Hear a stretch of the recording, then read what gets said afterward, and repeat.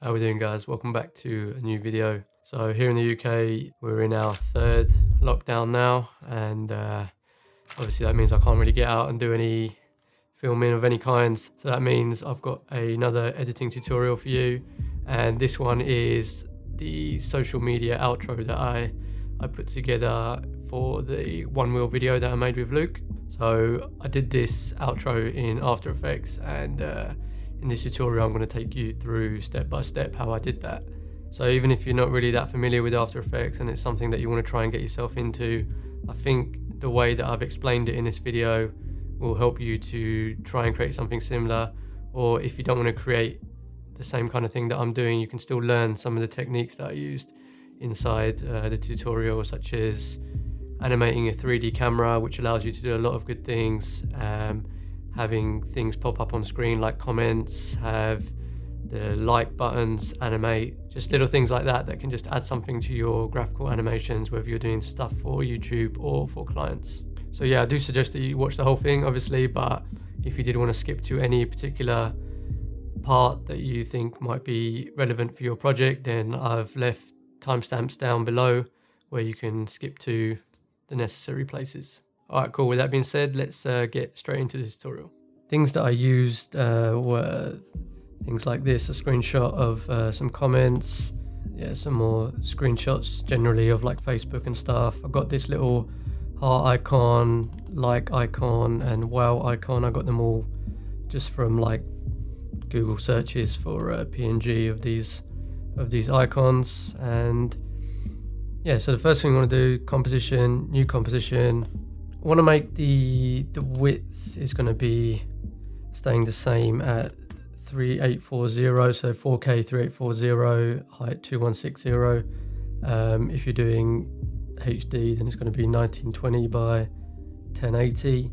Yeah, so I want to keep the width the same, and just going to increase the height to something like, I don't know, 7000, just something a lot bigger.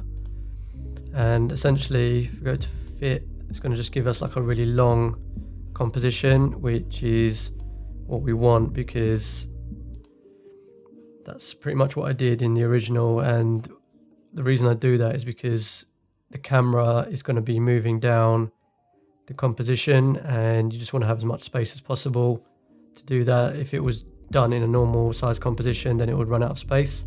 So got a bigger composition. And now what it is, it's pretty much all about just bringing in screenshots. So we'll start off with this bit here that I did at the top, which is the profile picture, his name, date, and this little globe icon thing. And yeah, so if I go into the composition that we just made and just start to bring in some elements, so we can start off with Luke's profile picture.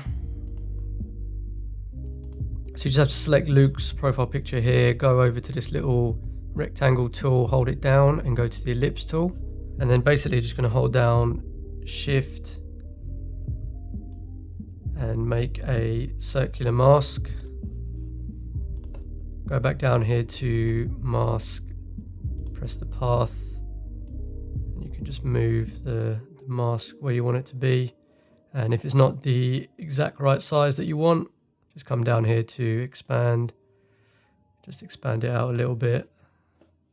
Next up, we want his name, so grab again from the project bin here, you can grab his profile picture again, bring it in, and I'm going to do the exact same thing just with his name. So with that bit selected, you can just rename it actually, Luke's name. Just going to do the exact same thing again, but actually you don't have to be quite as accurate this time. You can just grab the pen tool and just do a rough mask around his name, like so.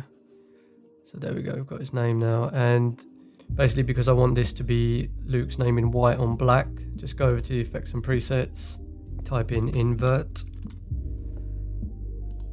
and then bring that and drag it onto Luke's name, and it's just basically going to invert it so that we've got his name in white now.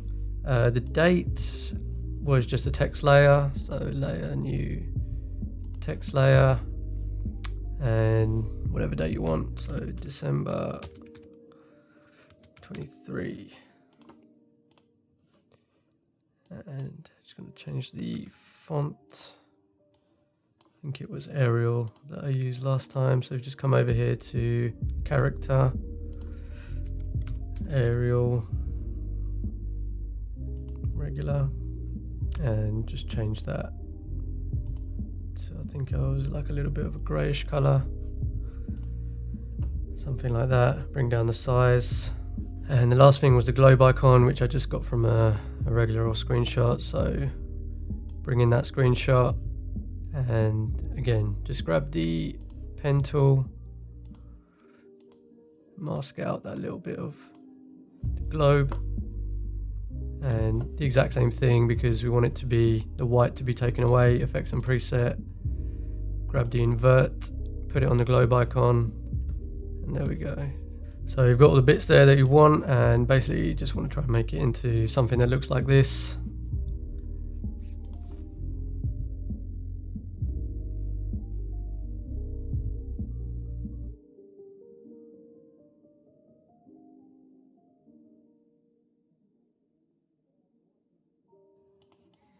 Okay, so once I'd rearranged all the icons, basically just want to make this into one sort of group, one layer. So you would just select them all, right click, pre-compose, and then just press OK, rename it to Luke profile pic. And yeah, the reason you want to do that is basically like nesting in Premiere Pro. So you just made it all into one clip. So that means now that if I just zoom out, if I want to move it, I can just move it all around in one as a one layer, rather than having to move each individual thing around one by one. It get pretty annoying. So the next thing to bring in is just the video that Luke recorded on his phone. Just chuck that in there like that. Just going to reposition that so it's in roughly the right spot. And so for this bit, just going to grab the wow icon, heart, what else was there? Like, and that's all. Just going to bring them all, those three in, and just going to resize them so they're all the same size and also all next to each other. So to resize, just go down to the icon, transform, and then you can just change the scale down here.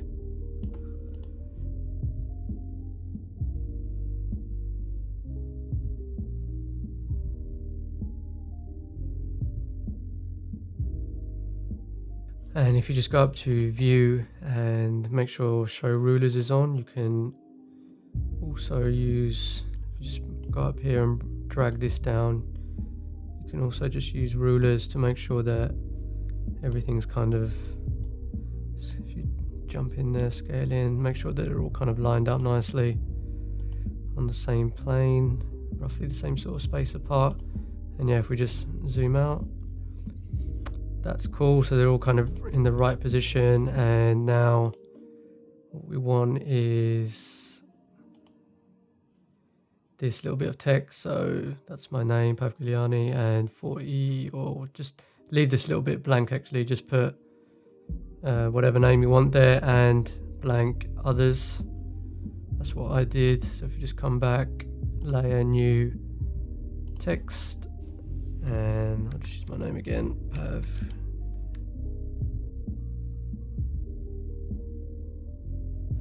And just like we did before, I just want to take all these layers, so the wow, the heart, text, and the like, right click, pre-compose, just call it like buttons. So same thing again, now we have a separate composition, which means that we can move all these around in one. And what we're going to do is just go to that composition and just double click on it. And we're going to go back inside, because what we want to do now is try and create that little effect of the buttons kind of jumping out at us and disappearing and coming back, to like sort of indicate that the buttons are being clicked constantly. So I'll just show you for the first one, the like icon. basically this whale, heart and like, you want to just come here to the right and just make sure the cube icon is selected for all three of them, because that's basically just going to mean that they're all 3D layers, which means that whereas before, if you turn that off, you'll only have the X and Y for the like button. When you turn that on, it also gives you a Z, which means going backwards and forwards into Z space or 3D space. This takes you going from side to side and up and down, but this will take you back and forward. Just Command Z that. So yeah, that's what we want, because we want it to be going backwards and forwards. And if we just click on the position to create a keyframe, and if you just go a certain amount of frames forward, so maybe less than just 1 second, go to the position and into this value here, the Z value, and type in 100. And you can see it just sort of animates the like button going forward and back, which is cool. But the only thing is, we'll only do it once and then it won't do it again. And rather than having to keep going and doing that same thing over and over again, you can simply just do an expression for this. So all you have to do is just hold down Alt and click the position, and just here where it says transform dot position, just type in loop out. So just select this one here, loop out, press enter, and then click off. And as you can see there, it just repeats it. So the like button is just continuously being pressed, pushing up and down. And one other thing that I did to emphasize that was to just do the same thing pretty much with the opacity. So if you go down a little bit, opacity here, just click the stopwatch button, and then when we get to that same keyframe that's on the position, do the same thing for the opacity at the same point, put in another keyframe and just go to 0. And do the exact same thing again. So alt click opacity and looking for loop out again. And click off. And that's giving you that effect. And basically just want to do that exact same process for the heart and the wire icon. And the only thing that I would suggest for that is to probably do more frames in between the whale and the heart icon, because they're probably going to be less frequently pressed than the like, because usually you get more likes on videos and photos and stuff than the heart and the whale. And also start them at varying different points as well, so don't start them all at the beginning. Maybe start one of them here and another one of them here, and yeah, that'll just make sure that it jumps on and off and looks like it's going randomly like this, rather than all going at the same point. Okay, next going up to layer, new text layer, and just type in 0. Bring that 0 into that little space that we left, and in the effects and presets just search for slider. I drag that on, so just come down to the text layer, and where you see the slider, just click the stopwatch at the beginning to create a keyframe, and then also one at the end. And for the one at the end, just make sure it's a higher number, like 90. And at the beginning, you're going to have 0. And then you want to come up here to under text where it says source text. Just take this pick whip and drag it over to the slider. And if you click this little drop down where it says source text next to this stopwatch icon, it's create a little expression. and basically it's just made the counter go up. But as you can see, it's using a really weird, awkward decimal place number. So basically what you need to do is add this math.round at the beginning, click off, and it will just make sure that it just uses whole numbers and rounds the number up. So it goes up like that. So that's how you got your counter. Now the next thing I had was these comments underneath. So if we come back to our composition, go back to the project window and just bring in, I'm just going to show you one comment, for example, how I did it. So it was exactly the same as how I was doing the stuff with Luke's profile picture in the beginning. So you've got comment 1 here, and just going to grab the pen tool and just do a mask around one of the comments that I want.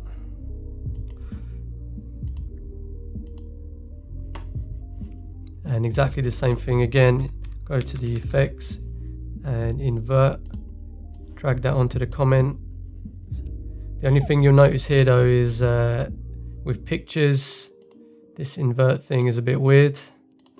As you can see there, it's kind of inverted the picture to, all you have to do is duplicate the comment, delete the invert effect and delete the mask, and then just create another ellipse mask, just holding down shift, and then just place that into the position that you want. And there you go, you got your comment. And again, just with these two comment layers, just to keep things nice and tidy, just pre-compose, call it comment 1. And now we can move this around all together. And that's how you get the comment there as well. So yeah, that's pretty much everything I did up until that point. And obviously I just did loads more comments, just doing that exact same process that I just showed you there. And once you've done that, you have something that looks like this. We've got quite a few comments there. So next thing to do is just select all the layers, just right click and pre-compose like we've been doing, and just type in something like main with camera. Go up to layer, new camera, press OK. And on the main with camera composition, just make sure we've got the cube icon, which makes it a 3D layer. Just make sure that's selected. Go to composition settings, and we want this to be a normal composition. So width 3840, height 2160, which is a 4K composition.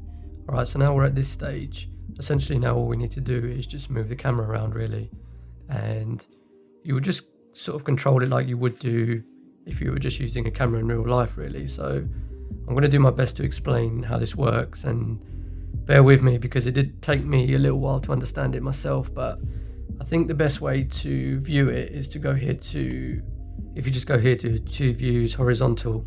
So now if we just click over here on the left, and where it says active camera, if you just choose left, and basically this is just giving us a sideways view of the camera, and this little line here is actually our clip, and that's our camera. So if we come down here to the camera properties where you've got position, you've got these 3 numbers here, and as I mentioned before, when it comes to 3D, this number here on the far right is the Z number. So basically that's just going to dolly in to the clip and out, and if you look over here on the right, that's what it's doing to the clip. So we're dollying in and out just like we would with a camera in real life. Go one more to the left, and this one, as you can see, it's kind of tilting up and down the camera. Tilt up, just see here again, tilt up, tilt down. And I'm just going to change the field of view for this last one because this is the best way to see it. This last one here, we just have our front view, and you can see it's like orbiting around. The camera's just doing like a little orbit, and you can see it here as well. So it's actually really cool, like a lot of the camera moves that you can recreate pretty much the same you would be able to do in real life with a real camera. And If you come down here as well, you've got also X, Y, and Z rotation, and this will allow you to rotate the camera as well. So this is literally just rotating the camera in on its X-axis. This one here, rotating the camera, only the camera's not moving, it's just rotating it around as if you were like rotating it on a tripod head, for example. And Z is like a roll, so you're just rolling it around. So you can basically just do combinations of all these 6 things here to just basically move the camera around however you want. And it works exactly the same as if you're doing anything else, like with position or scale or opacity or anything else. You're just using keyframes. So what I did for Luke's animation, if I just Command Z all that, if you just select all these 3, the position, X, Y, Z, and just click the stopwatch on all of them and just create a keyframe at the beginning. So you've got your start point, go to a place where you want to finish the camera move. So I'm just going to go here, random point. And now you can just start to basically move the camera around however you want. So I'm just going to play around with it myself.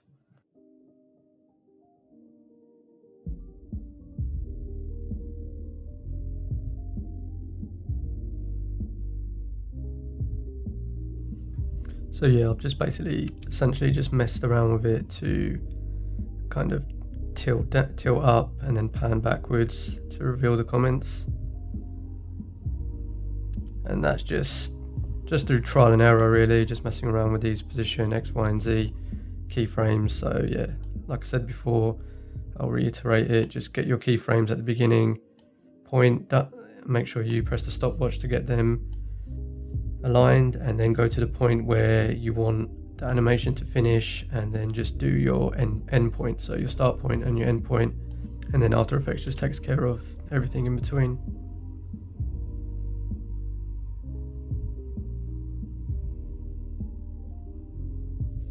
So last thing I want to show you is just how these comments just pop up on the screen like that. And so if we go back into our composition, main with camera, I'll just double click on that, and that will take us back into this little layout that we made earlier.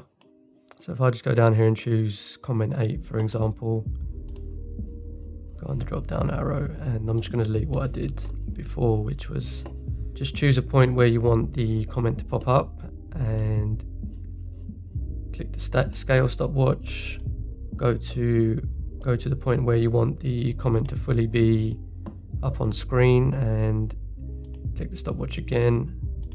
If you just click 100% on that keyframe, go back to the first one and click 0. And it's as simple as that, really. It's just going to scale up the comment up on the screen.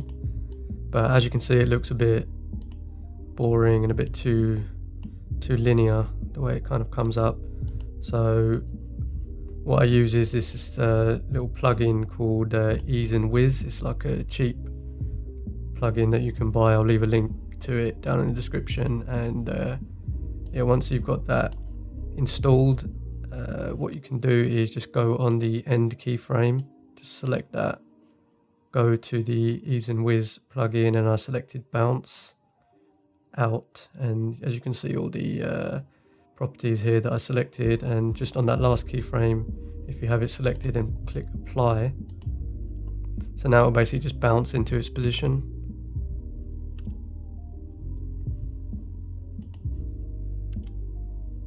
Rather than what it was doing before. So I think that's a lot better, it looks a lot nicer. And yeah, that's pretty much all the techniques that I used to create this little social media outro. Alright, there you go, guys. I hope that tutorial was useful for you in any way. And if you've got any issues, questions, things that you're struggling with, things that you're stuck on, then send me over a DM on Instagram, and I'll help you to try and get through those problems. And yeah, that's all for today. Thanks very, very much for watching again, and if you could, just chuck a like on your way out, and obviously subscribe if you're new and you want to see more stuff like this in the future. And I'll see you next time with a new video. Take care.